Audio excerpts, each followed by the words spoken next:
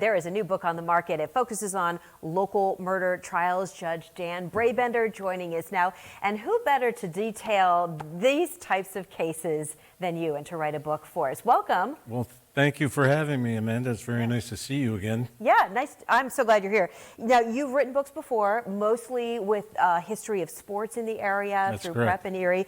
But of course, you are a judge, so for you to really delve into sensational murder trials makes a lot of sense. Yeah.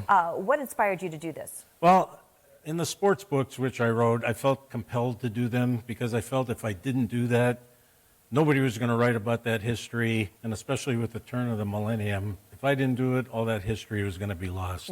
With this book, Erie Sensational Murder Trials, you can see it has a nice glossy cover, Yeah. kind of a spooky It's cover. very eerie, yes. No pun intended, And right? that could relate to 4 or 5 cases that are in the book here. And they're older cases They're as older well, cases, right? yes. The time swath runs from 1895 to 1975.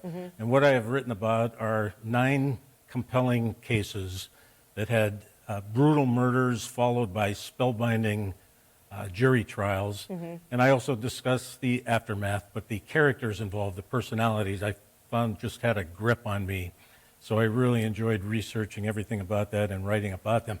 As I mentioned in the preface, it's not a laundry list of Erie's most sensational murder trials. It is simply a collection of 9 stories that I felt were very interesting and compelling.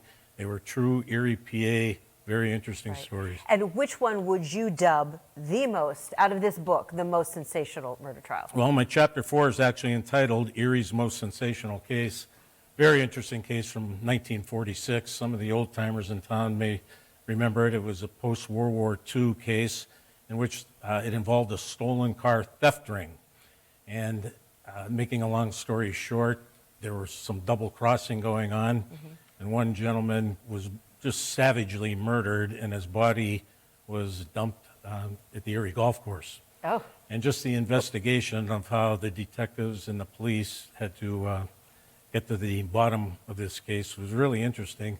And one of the persons convicted of first-degree murder in this case eventually did get the electric chair, and he was just the second to last person from Erie ever to die in the electric chair. Wow, very interesting. Now, everybody's going to want to know where to get this, so we've got a full-screen graphic there that's going to pop up. But Saturday, you're going to be at Werner's at the Liberty Plaza. You've got a book signing from 11 to 1, so Correct. you'll be there for that. You can also get it at the Erie County Historical Society, and of course, online, Amazon, Barnes & Noble, and Lulu.com. Correct. Online Yes. as well. And sales are going very well. Yeah, you said it's really, of course, I'm not surprised, you know, and it is fun to read about Erie's history. And I like that they're not recent cases because, as you said, you know, there's still a lot of family involved with a lot of the more recent cases. Right. But to delve into the history is really, really interesting. Yeah, I give a background of what was going on at the time that these cases came about. And I found that to be interesting too, the setting. And when people realize the locations and the names and what happened in these cases, it makes the true stories, it makes fiction tame compared to the true stories, is what I'm trying to say. Yeah. Well, appreciate you coming on. Congratulations on your latest book. Yeah, appreciate it very much and love my copy. Thank you so much. Enjoy your book signing Saturday when everybody's out there to get the newest edition of Erie's Sensational Murder Trials. Thanks to Judge Dan Brabender.